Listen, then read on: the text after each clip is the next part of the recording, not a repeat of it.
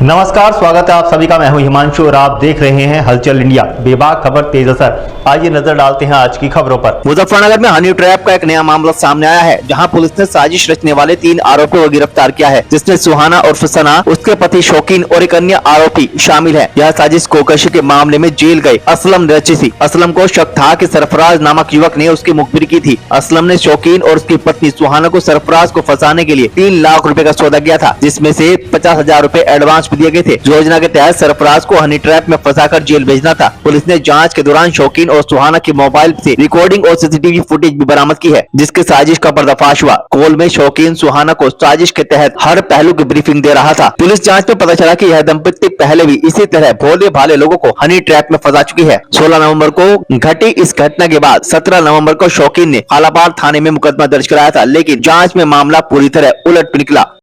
किस तरह का गिरोह है, किस तरह फंसाता है? दिनांक 17 नवंबर को थाना खालापार पुलिस को एक महिला द्वारा बलात्कार के संबंध में सूचना दी गई। पुलिस ने वादिया मुकदमा से बात की और निरीक्षण घटनास्थल किया। इसके बाद जो वादिया द्वारा तहरीर दी गई, उस तहरीर के आधार पर थाना खालापार पे सुसंगत धाराओं में मुकदमा पंजीकृत किया गया। जो बलात्कार की नई धारा है, उसके तहत मुकदमा पंजीकृत किया गया। इसके उपरांत पुलिस ने जब वादिया से बात की, जो उसके द्वारा नैरेटिव बताया गया, जो वर्जन बताया गया, उस नैरेटिव को वेरीफाई करने के लिए जब एविडेंस कलेक्ट करना शुरू किए, तो पुलिस को इसमें डाउट हुआ कि ये घटनाक्रम जो बताया जा रहा है वैसा न होके और इसमें कुछ और सच्चाई है। पुलिस ने इसमें गहनता से जानकारी करते हुए जब सारे एविडेंस कलेक्ट किए, तो ये कहानी निकल के सामने आई कि एक खालापार निवासी असलम है, जो थाना नई मंडी से गोकसी के मामले में वांछित चल रहा है। इसने शौकीन और उसकी पत्नी के साथ मिलकर ये साजिश रची कि एक सरफराज नाम का व्यक्ति है, जिसको असलम को लगा कि उसके द्वारा उसकी मुखबिरी की गई है और इस मुकदमे में उसका नाम उसकी वजह से आया है। उसको फर्जी मुकदमे में, बलात्कार के मुकदमे में फंसाकर जेल भेजने की नीयत से ये पूरा घटनाक्रम प्लान किया गया। इस बात के एविडेंस जो वादिया मुकदमा है और उसके पति के फ़ोन की जो आपस में कॉल रिकॉर्डिंग्स है, उससे इस बात की पुष्टि हुई। पुलिस ने इनको साइंटिफिक तरीके से अपने कब्जे में लेते हुए विवेचना के तौर पर इसको एज ए एविडेंस कंक्लूड किया है।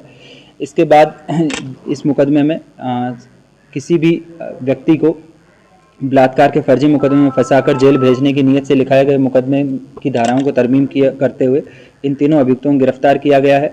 जब इनसे पूछताछ की गई तो उन्होंने इस बात को कबूला है कि ये जो शौकीन और इसकी पत्नी है, ये इसी तरीके के पहले भी कई लोगों को इस तरह के मामले में फंसा चुके हैं, जब फर्जी बलात्कार की घटना बताकर और जेल भिजवाने का काम इन लोगों द्वारा किया गया है। ये अभियुक्त गण जो हैं, इन पे भी अलग अलग तरीके के मुकदमे हैं। इसमें शौकीन जो है, उस पर चोरी और नकबजनी के कई मुकदमे हैं, जिसके संबंध में ये पहले भी जेल गया है। शौकीन पे अभी तक टोटल कुल 7 मुकदमे प्रकाश में आए, जिसमें एक 302 का मुकदमा भी है। इसके अलावा असलम, जो नई मंडी से गोकसी के मामले में वांछित चल रहा है, उस पर भी पहले सन 2018 में थाना सिविल लाइन से गोकसी के मामले में जेल गया था। इसकी पत्नी जो है, ये पहली बार किसी मुकदमे में पकड़ी गई है।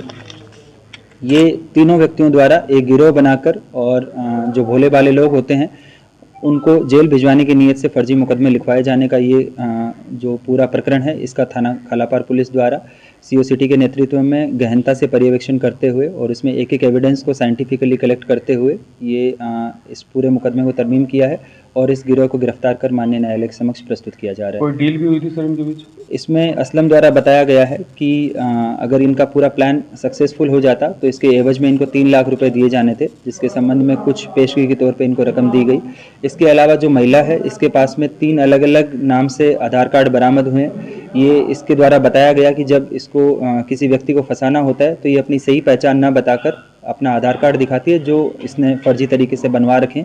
उसके साथ वक्त हो चला है आपसे विदा लेने का। कल फिर होंगे हाजिर कुछ नई और ताज़ा खबरों के साथ। तब तक के लिए दीजिए हमें इजाजत। नमस्कार। हमारे YouTube और Facebook चैनल को फॉलो और सब्सक्राइब करना ना भूलें।